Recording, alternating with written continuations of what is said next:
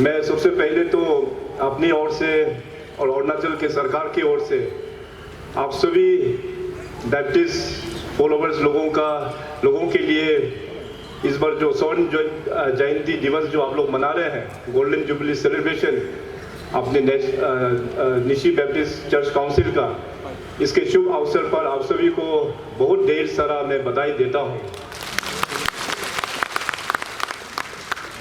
मैं धन्यवाद करेंगे हमारे प्रेसिडेंट एनबीसीसी और हमारे ऑर्गेनाइजिंग चेयरमैन साहब को और हमारे ईटानगर के एमएलए श्री तेचिकासो साहब को, जिन्होंने इतना अच्छा प्रोग्राम को भी, ये एक हिस्टोरिक प्रोग्राम है, तो हमें भी लगता है कि मेरा भी किस्मत है आज इतना अच्छा गैदरिंग, इतना बड़ा गैदरिंग के बीच में हमको आके एक दो शब्द कहने का जो मौका दिया है। मैं ऑर्गेनाइजिंग कमेटी को तहे दिल से बहुत धन्यवाद दूंगा। मैं पिछले कई दिनों से एक स्पिरिचुअल टूर में बोलने से भी होगा। पिछले कुछ दिन पहले मैं वहाँ वाराणसी उत्तर प्रदेश में गया था। वहाँ पे चीफ मिनिस्टर्स का कॉन्फ्रेंस था, तो वहाँ पे काशी में जो विश्वनाथ धाम, वहाँ में जाके फर्स्ट टाइम वहाँ जाके दर्शन करने को मिला। फिर वहाँ से होते हुए फिर मैं वाराणसी गया। वाराणसी में जहाँ पर राम जन्मभूमि, राम मंदिर जहाँ अभी बन रहा है, उसका भी दर्शन करने का मौका मिला। फिर वहाँ से इस स्टेट में आने का साथ साथ मैं कल ही फिर वहाँ यचुली कॉन्स्टिट्यूंसी में जो मियाँ जो गांव है, वहाँ जाके फिर अपना इंडिजिनियस फेथ का वहाँ भी एक इवेंट को ऑर्गेनाइज जो किया था, वहाँ भी पार्टिसिपेट करने का मौका मिला है। और फाइनली आज यहाँ पे अपना बैप्टिस्ट चर्च के जो अपना निशीश का जो गोल्डन जुबली सेलिब्रेशन हो रहा है, यहाँ आके आप लोगों का आशीर्वाद प्राप्त करने का हमें मौका मिला है। तो मैं समझता हूँ कि पूरे चारों ओर से अपना अरुणाचल के मुख्यमंत्री को पूरा भरपूर आशीर्वाद मिल रहा है। जब राज्य के मुख्यमंत्री को जब आशीर्वाद मिलता है तो केवल सिर्फ पेमा खांडू को नहीं मिलता है, वो पूरा आशीर्वाद अरुणाचल प्रदेश का सभी जनता को मिलता है, ताकि अपना स्टेट उन्नति के राहों पर, पीस एंड प्रोस्पेरिटी के राह पर अच्छे से चल पाए। तो यहाँ आने के बाद आज जिस हिसाब से हमारा ये ऑर्गेनाइजिंग चेयरमैन साहब ने जो अपना यहाँ पे बात रखा है, जेम्स तेचितारा साहब ने, कि निशी बैप्टिस्ट चर्च जो है पिछले 50 सालों में किस फेज से गुजार के अभी किस फेज में आप पहुँचा है, उन्होंने बहुत अच्छा से डिलीवर किया है। और ख़ास करके हमें जो अच्छा लगा है, आज का जो गोल्डन जुबली का जो आप लोग ने थीम जो सिलेक्ट किया है, celebrating the past and envisioning the future, ये बहुत अच्छा थीम आप लोग ने पकड़ के इस बार का इवेंट आप लोग ने मैनेज कर रहा है। मैं आज सबसे पहले तो इस प्लेटफॉर्म को फ़ायदा उठाते हुए मैं सभी अरुणाचल के जितने भी क्रिश्चियन डिनोमिनेशंस, उन सभी को हम बहुत धन्यवाद देंगे। खास करके अपना जो आप लोगों का सभी डिनोमिनेशंस का जो एपेक्स जो बॉडी है अरुणाचल क्रिश्चियन फोरम, उसका माध्यम से सभी मैं डिनोमिनेशन को धन्यवाद दूंगा, क्योंकि पिछले 2 साल से जो हम लोग पूरे विश्व भर में, देश भर में और हम लोगों का राज्य में जो कोविड का जो लड़ाई लड़ा, उसमें आप सभी क्रिश्चियन भाई बहन, आप सभी लोग ने एकजुट होकर सरकार का साथ दिया है इस महामारी को दूर रखने के लिए। तो मैं तहे दिल से सरकार की ओर से मैं सभी क्रिश्चियन अपना भाई बहन सभी को मैं तहे दिल से बहुत धन्यवाद देता हूँ। ऑर्गेनाइजिंग चेयरमैन जेम्स तेचितारा साहब ने जो कहा कि आप लोगों का जो फ्यूचर जो एनविजनिंग है, आपका 5-6 पॉइंट जो उन्होंने बीच में जो यहाँ रखा, उसका अंतर्गत में जो नंबर 1 में एल्कोहलिज्म और ड्रग एब्यूज के बारे में उन्होंने कहा कि फ्यूचर में इसमें चर्चा होके, वैसे तो आप लोग ऑलरेडी काम कर रहा है इस डायरेक्शन पर, मगर उसको और भी सक्षम होके और भी मजबूत होके अपना बैप्टिस्ट लोग कैसे काम करना है, इसको पर में और भी चर्चा किया जाएंगे बोल के उन्होंने कहा। मैं धन्यवाद दूंगा चेयरमैन साहब को कि ये बहुत अच्छा एक विजन आप लोग ने रखा है। इसके ऊपर में तो आप सबको भी पता होगा कि सरकार के ओर से भी हम लोग काफ़ी कोशिश में लगा है, खास करके हमारे अरुणाचल के जितने भी जो समाज है, 26 जो जनजाति यहाँ बसे हुए हैं, आज का सबसे बड़ा चैलेंज हमारा ड्रग एब्यूज़ के बारे में है। हमारा जो फ्यूचर जनरेशन आज जो स्कूल में पढ़ते हैं, जो कॉलेजेस में पढ़ते हैं, वही हमारा भविष्य है। तो हम लोग अपना भविष्य को अंधकार होते हुए हम लोग देख नहीं सकता है। इसलिए ड्रग्स एक बहुत ही बड़ा चैलेंज है हम सब के लिए। सरकार केवल अकेला हम काम कर नहीं पाएगा, इसलिए हमने अनुरोध किया सभी CBOs को और सभी रिलीजियस ग्रुप को कि आप लोग भी आगे आके इसके ऊपर हम लोग को काम करना चाहिए। तो ये बहुत अच्छा बात आप लोग ने यहाँ पे रखा है। सरकार की ओर से मैं ऑलरेडी राज्य स्तर पर मैंने कमेटी का सेटअप कर दिया है, जिसको हेड करेंगे मुख्यमंत्री, और डिस्ट्रिक्ट में ऑलरेडी कमेटी का बैठक हो चुका है जिसमें हेड करेंगे डेप्यूटी कमिश्नर्स। तो उसमें हम सभी आप जितने भी जो डिस्ट्रिक्ट्स के सीनियर लोग जो आए हैं अपना निशी एरिया से, मैं रिक्वेस्ट करूंगा कि उसमें आप लोग जिला प्रशासन का साथ देते हुए अल्कोहल को कैसे कंट्रोल करना है और ड्रग्स को कैसे कंट्रोल करना है, आप लोग जरूर साथ दीजिएगा। और दूसरा जो पॉइंट नंबर 2 और 4 के बारे में जो लिखा है कि मनी कल्चर के बारे में, मनी कल्चर के बारे में तो आप सबको पता है कि प्रायर टू 2019 इलेक्शन में भी काफ़ी वॉइस किया था कि खास करके इलेक्शन में जिस प्रकार से अरुणाचल में जो खराब प्रैक्टिस हो रहा है उसको हम लोग चेक करना बहुत ही ज़रूरी है, क्योंकि अभी दुनिया बदल चुका है, दुनिया बहुत तेज़ी से आगे जा रहा है, देश भी बदल रहा है, अपना नॉर्थ ईस्ट भी प्रगति की ओर अभी आगे बढ़ रहा है। तो हम लोग अरुणाचली लोग खास करके इलेक्शन में हम लोग पैसा को लेके ही उसी में ही अपना कीमती वोट का बेच देना, ये बहुत ही गलत प्रैक्टिस है। और ये जो प्रैक्टिस है अपना जेम्स तेजी साहब ने ठीक ही कहा, केवल सिर्फ कैंडिडेट की ओर से होने से भी नहीं होता है। अगर पब्लिक पैसा नहीं लेगा तो देने वाला को तो कहाँ जाके देगा वो। तो इसलिए जो कोशिश NBCC के माध्यम से हो रहा है कि आने वाला दिनों इलेक्शंस में मनी कल्चर को रूट आउट करना चाहिए, ये बहुत अच्छा कोशिश है, मैं दिल से इसको बहुत अप्रिशिएट करता हूँ। जब मैंने मनी कल्चर के बारे में प्रायर टू 2019 इलेक्शन में मैं जनता के बीच में जब रखा तो उस वक्त में भी मैंने सभी रिलीजियस लीडर्स को अनुरोध किया, क्योंकि एज एन पॉलिटिशियन हम जितना भी बड़ा लेक्चरबाजी कर ले, पब्लिक मेरा बात को सुनने वाला नहीं है। मगर कोई हिंदू आदमी कोई टेंपल में जाएगा, कोई पंडित उसको बताएगा कि आप पैसा ना ले, कोई इंडिजिनियस आदमी अपना नेदर नंबर में जाएगा, उसको प्रीस्ट बताएगा कि इलेक्शन में ऐसे नहीं करना है, या कोई क्रिश्चियन अपना चर्च में जाके कोई फादर या पास्टर उनको बताएगा कि मनी कल्चर जो है हमारा समाज के लिए, हमारा फ्यूचर के लिए बहुत ही खराब है, तो बहुत इफेक्टिव होता है। इसलिए मैंने अपना जितने भी अरुणाचल के रिलीजियस लीडर हैं, चाहे क्रिश्चियन का हो, चाहे इंडिजिनियस का हो, चाहे बुद्धिस्ट का हो, सभी लोगों को मैंने रिक्वेस्ट किया था कि इस विषय को लेके आपका जो सरमन होता है, आपका जो प्रीचिंग होता है, जरूर इसके ऊपर में चर्चा होना चाहिए। एंड अकॉर्डिंगली सभी चर्चेस ने इसको लीड रोल लिया है और NBCC ने बहुत एक्टिव रोल लिया है, हमको पूरा रिपोर्ट मिला है। तो कुछ हद तक तो 2019 इलेक्शन में हद तक तो सुधार आया, मगर हम लोगों को और भी सुधार करना है टारगेटिंग 24 इलेक्शन। अभी देखिए अरुणाचल प्रदेश एक बहुत अच्छा एक प्रदेश है। हमारे प्रदेश में जो पोटेंशियल है, आप बाकी राज्यों को आप लोग कंपेयर करके देख सकता है कि उतना हम लोग जो रिसोर्स हम लोगों के पास में है, बाकी राज्य के पास में ऐसे रिसोर्सफुल स्टेट कहीं भी नहीं है। तो हम लोग का यहाँ पे सिस्टम अगर सही हो और खास करके हर एक चीज में पॉलिटिकल एंगल से जाके देखना, इसको हम लोग थोड़ा सा कम कर दें तो ये प्रदेश जो है बहुत आगे चला जाएगा।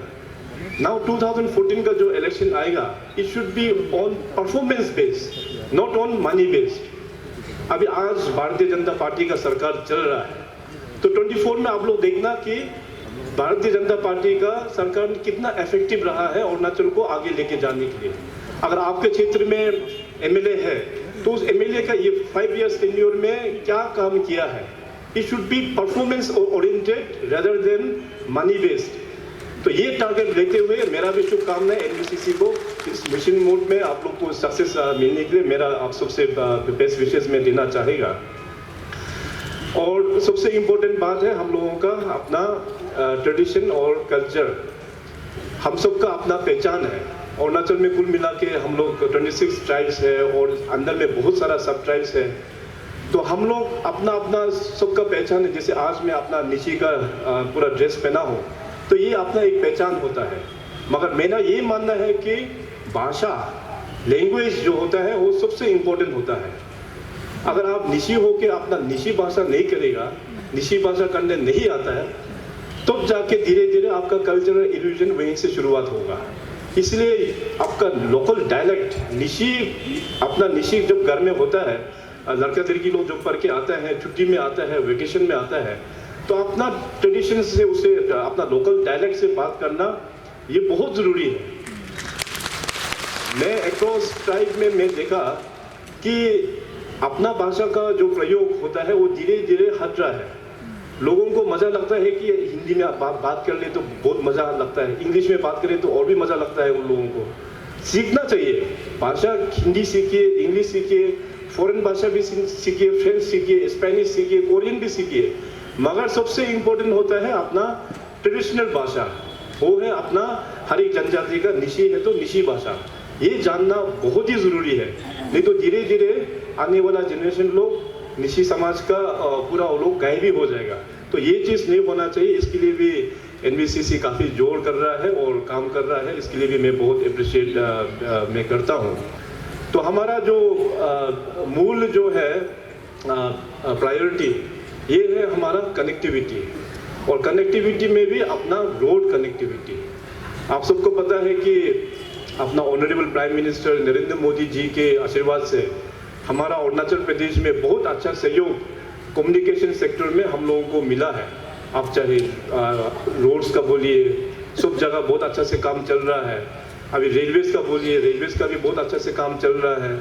अभी एयरवेज का बोलिए, अभी होलोंगी एयरपोर्ट तो नेक्स्ट ईयर मैं कंप्लीट करके जनता के लिए मैं डेडिकेट करूंगा।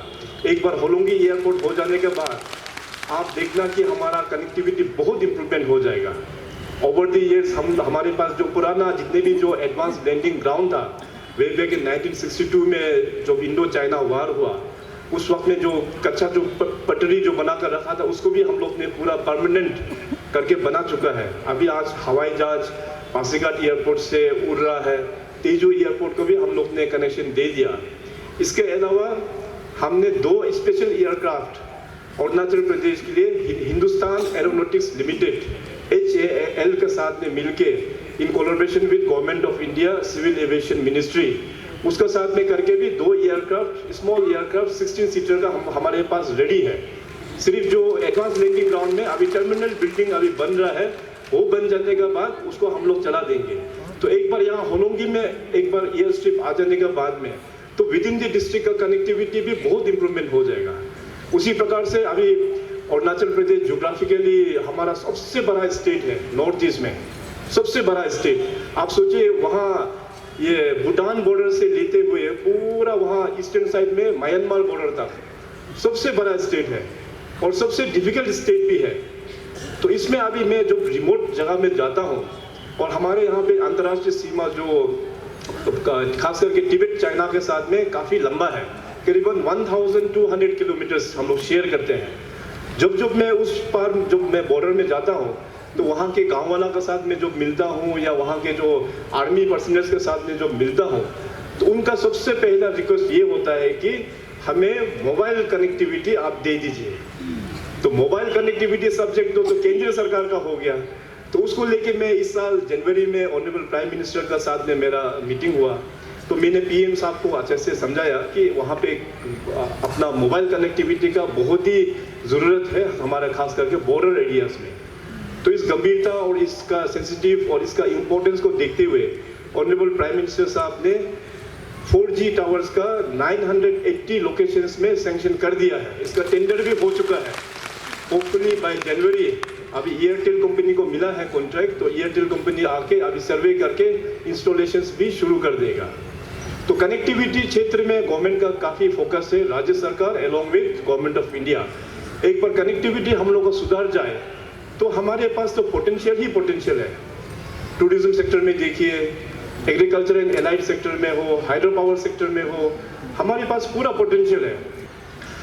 तो अभी थोड़ी देर पहले मैं आप लोगों को कनेक्टिविटी जिसमें मैंने रोड के बारे में जो फोकस किया, मैं इस बार 1-2 जगह ऐसे देखने को मिला कि हम आश्चर्य हो गया, क्योंकि आप सभी लोग निशी जनजाति से आप लोग बिलोंग करते हैं। तो आई थिंक मैं थोड़ा सा मैं देखना चाहेगा सियांग ताजो से कितने लोग आया हुआ है, थोड़ा हाथ उठाइए। सियांग ताजो और बामिंग एरिया उतना नहीं है। तो मैं इस बार सियांग ताजो और बामिंग एरिया भी मैं जाके आया।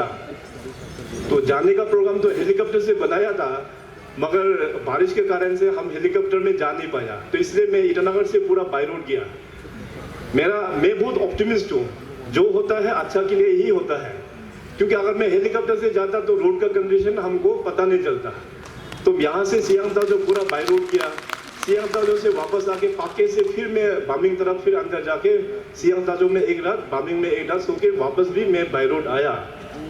तो मैं वहाँ के दोनों क्षेत्र का रोड देख के मैं काफ़ी शॉक हो गया, दुख भी लगा कि ये रोड का प्रोजेक्ट्स का सैंक्शन तो बहुत पहले ही किया था और सरकार ने पैसा नहीं दिया बोल के नहीं है, बहुत पुराना सरकार से ही पैसा दे के आ रहा है, इतना पैसा खर्च हो गया, मगर जो जिस प्रकार से रोड का कंडीशन होना चाहिए था वो ग्राउंड में नहीं है। तो मैंने जनता को बोला कि देखिए अभी आपको ओनरशिप लेना होगा, आप लोग जब तक ओनरशिप नहीं लेगा तो सरकार का चाहे जो भी प्रोजेक्ट है वो सक्सेस नहीं होगा। तो मैंने सियांग ताजो के लोग और बामिंग के लोगों को भी मैंने ओनरशिप लेने का रिक्वेस्ट भी किया और साथ साथ सरकार की ओर से मैंने आश्वासन भी दिया कि 24 इलेक्शन से पहले तक मैं दोनों जगह का रोड ठीक कर दूंगा। और लकीली वहाँ के जो दोनों विधायक है, एक तो हयांग मांगफी का हो गया सियांग ताजो और एक का ग्रुप पोर्टुंग का हो गया, तो दोनों अभी फर्स्ट टाइमर है। तो मैंने एमएलए साहब दोनों को भी कहा कि आप दोनों को नेक्स्ट में रिपीट करके आना है तो सबसे पहले ये रोड बनाना जरूरी है। और मैंने पब्लिक को भी बोल दिया कि अगर रोड नहीं बनता है तो बीजेपी को वोट ही मत मारो आप लोग। तो इस तरह का ओनरशिप हम सबको लेना होगा। एज मुख्यमंत्री हमको पूरा राज्य का ओनरशिप लेना होगा। आप लोग जिस जगह से बिलोंग करते हैं वहाँ के समाज अपना अपना ओनरशिप लेना बहुत ही ज़रूरी है। केवल सरकार को ऊपर में ठेल के रख देगा, सरकार ही करेगा, तो सरकार से तो कुछ हो ही नहीं पाएगा। अभी हम लोग का भी गोल्डन जुबली अभी नेमिंग ऑफ अरुणाचल प्रदेश जो एक्चुअल जो डेमोक्रेसी जब आया 72 से लेके 87 में स्टेटूट बना, तब जाके अभी नेक्स्ट ईयर 2022 को हम लोग का भी गोल्डन जुबली होगा नेमिंग ऑफ अरुणाचल प्रदेश। तो डेमोक्रेसी तो यूटी आने का बाद ही हम लोग डेमोक्रेसी का प्रोसेस में चलना शुरू हुआ। 50 साल हो गया अरुणाचल को डेमोक्रेटिक प्रैक्टिस करते हुए, मगर इस 50 साल में बहुत चीज़ डिरेल भी हो गया है। तो अभी मौका है कि अभी सब सोसाइटी समाज के लोग एजुकेटेड है, सब समझदार लोग हैं। आजकल तो डिजिटल प्लेटफॉर्म है, इंटरनेट का ज़माना है, तो हम सब मिलके अपना अरुणाचल प्रदेश को अभी सही जगह में रख के हम लोग आगे बढ़ना बहुत ही ज़रूरी है। मैं इस बार नेक्स्ट ईयर बाय 2022 दो ऐसे क्षेत्र है जिसमें मैंने वादा किया जनता को कि हम रास्ता पहुंचाएंगे। एक तो अपना निशी एरिया जो ताली कॉन्स्टिट्यूंसी, पूरे 60 असेंबली कॉन्स्टिट्यूंसी में ताली कॉन्स्टिट्यूंसी ही एक लौता कॉन्स्टिट्यूंसी है जिसमें अनफॉर्चुनेटली कनेक्टिविटी गाड़ी अभी तक पहुंच नहीं पाया। तो मैं खुद वहां जाके मैं देख के आया और वहाँ का भी एमएलए जो है अभी न्यूली इलेक्टेड है जिके ताको जी, वो भी पूरा कोशिश में लगा हुआ है कि इसको हम मिशन मोड में लेके जाएंगे और सरकार के ओर से पूरा हमने मदद करके रखा हुआ है। एंड आई एम कॉन्फिडेंट, मैं पूरा विश्वास हूँ कि नेक्स्ट ईयर पूरा ताली में हम लोग सब रोड में जाएंगे वहाँ पे बाय रोड। और दूसरा जो क्षेत्र है हमारा ईस्टर्न साइड में, आप सब लोग ने देखा भी होगा, सुना भी होगा, ये है अपना विजयनगर एरिया। तो विजयनगर एरिया तो मैं इस बार पहले तो हेलीकॉप्टर में भी मैं जा चुका हूँ, मगर इस साल मैंने जनवरी महीना में मैंने जिद उठाया कि रोड जहाँ तक पहुँचेंगे हम रोड में जाएंगे, इसके बाद हम पैदल भी हो तभी भी हम जाएंगे। तो हमको 2 दिन लगा वहाँ पहुँचने के लिए विजयनगर। रोड का कंडीशन, रोड तो बिल्कुल था ही नहीं, काफ़ी मुश्किल था, लेकिन जोर जबरदस्ती करके मैंने गाड़ी वहाँ जबरदस्ती पहुँचाया। गाड़ी पहुंचाने के बाद में मैं वहाँ पे 3 गाड़ी तो वहीं पे मैं दे दिए, क्योंकि वापस लेके जाएगा तो गाड़ी खराब हो जाएगा। उससे अच्छा तो आप लोग यही रख लो। एक आसाम राइफल वहाँ के एडमिनिस्ट्रेशन और पुलिस को 3 गाड़ी दे के भी आ गया। और मैंने वादा किया कि विजयनगर रोड भी हम नेक्स्ट ईयर हम कंप्लीट करके देंगे। और मैं अनुरोध करेंगे जो रोड कंप्लीट होगा तो आप लोग घूमने जाना। बहुत सुंदर जगह है विजयनगर, बहुत ही सुंदर जगह है विजयनगर, बहुत अच्छा जगह है वहाँ पे। वहाँ आप लोग जरूर घूमने जाना है। मैं अपनी ओर से आपको ये अनुरोध करता हूँ। तो अभी देखिए हमारा जो अभी जो फ्यूचर है, थोड़ी देर पहले हम लोग जस्ट के बारे में चर्चा किया, जो यंग जनरेशन और साथ ही साथ अभी हमारा जो सरकार है, हम लोग ने इस साल ईयर ऑफ एजुकेशन में फोकस करेंगे बोल के हम लोग ने निर्णय लिया। कि ईयर ऑफ एजुकेशन बोलने का सीएम साहब को क्या जरूरत था, क्योंकि ओवर द इयर्स हमारा जो एजुकेशन सिस्टम बहुत डिरेल हो गया। हम लोग भले ही लिटरेसी रेट तो आगे बढ़ रहा है, no doubt, literacy rate is going high, but quality of education is going down. तो लोगों का एक अवेयरनेस करने के लिए हमने कहीं बोल दिया कि this year will be the year of education. और जैसे ही हमने घोषणा कर दिया ईयर ऑफ एजुकेशन, तो सब समाज के लोग चर्चा होना शुरू हो गया कि ये ईयर ऑफ एजुकेशन होता क्या है, इसमें कितना फंड आएगा, होगा स्कूल नया कुछ बन जाएगा ना, क्या हो जाएगा। तो मेरा मेन इंटेंशन ये था कि हम सबको एजुकेशन के ऊपर में फोकस करना है। सरकार तो अपने हिसाब से हम लोग इनिशिएटिव ले रहा है। हम लोग ने इस साल बहुत सारा अभी मॉडल स्कूल के नाम से हमने 60 असेंबली कॉन्स्टिट्यूंसी में 60 स्कूल्स को हम लोग ने टेकअप किया है। और यही नहीं, अभी मैंने गवर्नमेंट ऑफ इंडिया का साथ में बात करके हर एक डिस्ट्रिक्ट में एग्जिस्टिंग इंफ्रास्ट्रक्चर को तोड़ के नया स्कूल हम बिल्ड करेंगे, वो भी हमने तय किया हुआ है। और सरकार की ओर से टीचर्स भी काफ़ी है, सब कुछ है, मगर सोसाइटी का हैंड होल्डिंग, ओनरशिप नहीं होने का कारण से हम लोग पिछड़ा हुआ है। एजुकेशन में पॉलिटिक्स बहुत ज़्यादा घुस गया, हम लोग पॉलिटिक्स में इतना सकम हो गया कि अभी उसको रिवाइव करने में हम लोगों को थोड़ा बहुत टाइम लग रहा है। तो इसलिए एजुकेशन में फोकस करना बहुत ही ज़रूरी है। सरकार की ओर से हमने सभी को रिक्वेस्ट किया हुआ है कि इतना सारा स्कूल्स हम लोग ने खोल दिया, government schools more than 3000 schools है आज, मगर उस 3000 स्कूल्स में सफिशिएंट टीचर्स है क्या, नहीं है, स्टूडेंट्स है क्या, वो भी नहीं है। तो क्यों ना एक गांव में जो 3-4 स्कूल खोल के रखा है उसको हम लोग क्यों ना क्लब कर दें। क्लबिंग हो जाने से टीचर्स भी एक साथ आ जाएगा, स्टूडेंट्स भी एक साथ आ जाएगा। तो स्टूडेंट्स जब एक साथ आके ज़्यादा नंबर्स होता है, उसमें कंपटीशन लेवल बढ़ता है और उसका ब्रेन ग्रोथ जो है अच्छा होता है। तो एजुकेशन में फोकस करना हम लोगों के लिए बहुत ही ज़रूरी है। तो इस प्लेटफॉर्म से मैं आप सभी से अनुरोध करेंगे, खास करके अपना निशी समाज में, कि एजुकेशन को आप लोग, वैसे तो अपना निशी समाज का जो अपना नेस है बहुत अच्छा काम कर रहा है एजुकेशन सेक्टर में।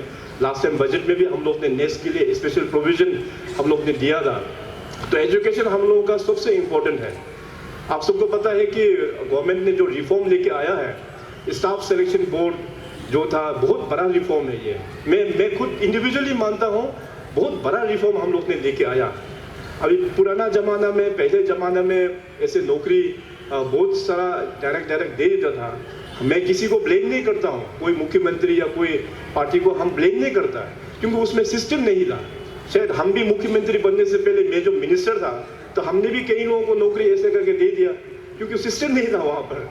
तो अभी मैं सोचा कि नहीं, इसको सिस्टम बनाना बहुत ही ज़रूरी है, क्योंकि आजकल राइट टू एजुकेशन कहता है हर एक बच्चे को एजुकेशन हम लोगों को देना है। और जितने भी हमारा गरीब माँ बाप है, वो लोग इतना मेहनत करते हैं, कोई लेबर में जाके काम करता है, कोई खेती में जाके इतना मेहनत करता है, बच्चों को स्कूल भेजता है, कॉलेज भेजता है, पढ़ने के बाद आके फिर उसको नौकरी नहीं मिलता। नौकरी इसलिए नहीं मिलता क्योंकि उसका एमएलए जान पहचान नहीं है, मिनिस्टर का पास पहुंच नहीं है, सीएम को ये जान पहचान नहीं है, ऑफिसर के पास जान पहचान नहीं है। तो मैं सोचा कि ये बड़ा अन्याय हो रहा है अपने लोगों के साथ में। तो विद इन पॉलिटिकल मैं एक अपना कमिटमेंट के साथ में स्टाफ सिलेक्शन बोर्ड का मैंने गठन कर दिया है। और आज आप लोग देख सकते हैं कि स्टाफ सिलेक्शन बोर्ड में बहुत ही जेन्युइन, जो अच्छा, जो जिसका पास कैपेसिटी है, जो कैपेबिलिटी है, वही लोग एग्जाम थ्रू होके अभी गवर्नमेंट सेक्टर में आके नौकरी कर रहा है। उसी प्रकार से पब्लिक सर्विस कमीशन का भी हम लोग ने पूरे यूपीएससी पैटर्न में, सीसेट सिस्टम में हमने लागू कर दिया। तो सिस्टम में काफ़ी रिफॉर्म्स लेके आया, बहुत क्लींजिंग लेके आया है, इससे लोगों को जस्टिस मिल रहा है अभी। तो अभी इस बार शायद आप लोग देखा होगा कि जो इंडिया टुडे जो ग्रुप है, अरुणाचल को स्मॉल स्टेट्स में सबसे best improved in governance and उस इंफ्रास्ट्रक्चर में हम लोगों को अवार्ड भी मिला है इस बार। तो ये सब होता है। अभी हम लोगों को एक ऐसे टीम, हम लोगों को काम करना बहुत ही ज़रूरी है। मैं हमेशा अपना ब्यूरोक्रेसी लोगों को कहता हूँ और अपना एमएलए लोगों को भी हम रिक्वेस्ट करता हूँ कि देखिए, अरुणाचल प्रदेश में इतना रिसोर्स होने का बावजूद भी हम लोगों को केंद्र सरकार के ऊपर में इतना निर्भर होना पड़ रहा है। केंद्र सरकार तो ठीक है, जो भी होता है मदद तो करता ही है, मगर हम लोगों के पास इतना रिसोर्स रहते हुए भी हम लोग आगे जा नहीं पा रहा है। तो इसके लिए हम लोग को रिसोर्स जनरेशन के ऊपर में हम लोग अभी देखना बहुत ज़रूरी है। टूरिज्म सेक्टर को अच्छा से कैसे हम लोग टेक ओवर करके लेके जाएं। अभी टूरिज्म साइड में तो तवांग साइड तो वेल इस्टेब्लिश हो गया, अभी धीरे धीरे जीरो साइड और पासीघाट साइड भी इस्टेब्लिश धीरे धीरे हो रहा है। तो क्यों ना अपना निशी एरिया में अपना जो पाकी केसांग और ईस्ट कामेंग डिस्ट्रिक्ट बहुत सुंदर है, उसमें प्रोफेशनली जो वहाँ के लोग हैं वो लोग भी बिजनेस में आके इन्वेस्ट करके, और यहाँ ईटानगर में देखिए इतना अपॉर्चुनिटी है, यहाँ पे एक 5 स्टार होटल तक भी नहीं है। पैसा तो बहुत है यहाँ के आदमी लोगों के पास में, मगर इन्वेस्टमेंट कहाँ करना है वो पता नहीं चल रहा है। तो यहाँ पे एक 5 स्टार 2 5 स्टार बना सकता है यहाँ पे। ऐसे करके टूरिज्म को हम लोग किस प्रकार से आगे लेके जाना है। और हमारा सबसे बड़ा जो स्ट्रेंथ है ये है हाइड्रो पावर। हाइड्रो पावर का अभी दिशा में मैं अभी जहाँ जहाँ टूर कर रहा हूँ, अभी लोगों को अवेयरनेस आ गया इसके बारे में। अभी सरकार को लोग खुद रिक्वेस्ट कर रहा है कि हमारा क्षेत्र में ये हाइड्रो पावर प्रोजेक्ट लगवा दीजिए। तो मैं लोगों को भी एश्योरेंस देता हूँ कि देखिए हम सब ट्राइबल लोग हैं, और ट्राइबल लोग सदियों से ही हम लोग नेचर के साथ में, एनवायरनमेंट का साथ में हम लोग मिल के भरा हुआ है, और this trend has to continue.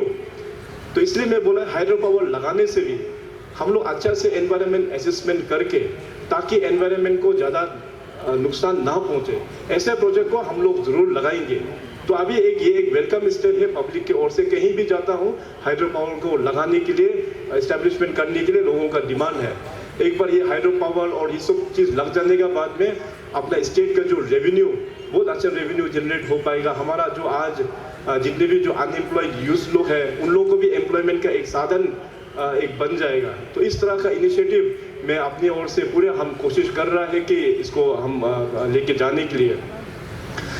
तो मैं इतना कहते हुए और आप सबसे मैं फिर ये अनुरोध भी करेंगे कि देखिए आप लोग अभी अपना क्रिश्चियन हो गया, तो क्रिश्चियन होने के बाद भी आप लोग ने अपना कल्चर को छोड़ा नहीं है।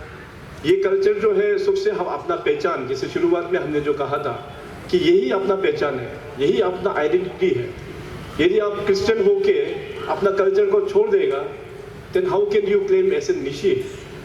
आप निशी है बोल के क्लेम कर ही नहीं सकता। आप भाषा नहीं आएगा, आप निशी का ड्रेस नहीं पहनेगा, आप निशी का कल्चर के बारे में नहीं जानेगा। तो कल्चर इज़ वेरी इंपॉर्टेंट, वो बहुत इंपॉर्टेंट है। तो इसको हमेशा आप लोग साथ में लेके जाना बहुत ज़रूरी है। कुछ एग्जाम्पल्स तो अपना नॉर्थ ईस्ट में भी है। आप लोग देखिए कि अभी क्रिश्चियनिटी अपना मिजोरम में बहुत सदियों से ही चल के आ रहा है, लेकिन वहाँ पे अभी धीरे धीरे वो ट्रेडिशन जो ख़त्म हो गया, अभी सब लोग ये सूट और टाई में ही चला गया। अभी ट्रेडिशनल ड्रेस पहनने वाला धीरे धीरे कम हो रहा है। तो उस प्रकार का अरुणाचल में ना हो, तो ये भी आप लोगों को चिंता करके इसके ऊपर में डिलीवरेशंस करना बहुत ही ज़रूरी है। और मेरा एक अनुरोध ये भी रहेगा कि अभी चेयरमैन साहब ने भी यहाँ ठीक ही बोला है कि दैट क्वालिटी क्रिश्चियन नंबर्स में आप लोगों को इम्पोर्टेंस नहीं है, ये बहुत ही अच्छा है। जो भी होता है क्वालिटी होना बहुत ज़रूरी है। अभी देखिए हमारा तवांग साइड में तो पूरा बुद्धिस्ट है वहाँ पे, और अपना इंडिजिनियस दोनीपोलो वाला अपना 5 ट्राइब में है, अपना निशी, आदि, गालो, आपतानी और तगिन में। और ईस्टर्न साइड में कुछ बुद्धिस्ट है और बाकी ये मिश्मी लोग इंडिजिनियस कुछ अपना अमित माताएं बोलता है। फिर ईस्टर्न साइड में रंगफ्रा जो इंडिजिनियस है वहाँ में वो लोग प्रैक्टिस करते हैं। तो हम लोगों का यहाँ में अभी नंबर्स में अगर देखा जाए, डिनोमिनेशन सबको अगर मिला दिया जाए, तो आई थिंक क्रिश्चियन सबसे लार्जेस्ट होगा अरुणाचल में